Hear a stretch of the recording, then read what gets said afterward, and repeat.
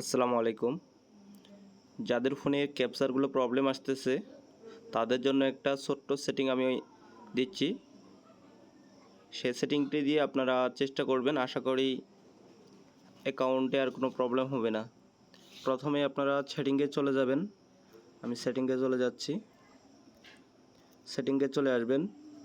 আসার পর দেখেন এখানে কানেকশন অ্যান্ড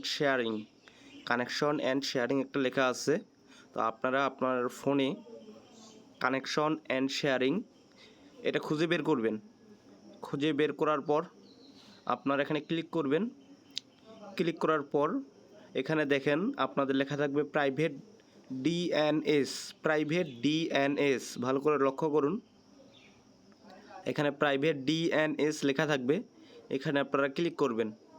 ক্লিক করার পর দেখেন এখানে আপনাদের বিভিন্ন অপশন থাকতে পারে। তো এখানে অফ, অটো, বিভিন্ন রকম অপশন, 3টা অপশন থাকতে পারে বা কারো ফোনে 4টা অপশন থাকতে পারে।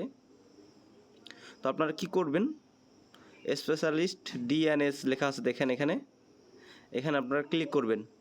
ক্লিক করার পর দেখেন এখানে আপনাদের এটা আসবে, এটা আমি আগে সেট করছি। এরকম একটা অপশন আসবে, ডিএনএস অ্যাড্রেস নামে একটা অপশন আসবে, ফাঁকা ঘর। তো আপনারা কি করবেন, এখানে এরকম ফাঁকা ঘর আসবে।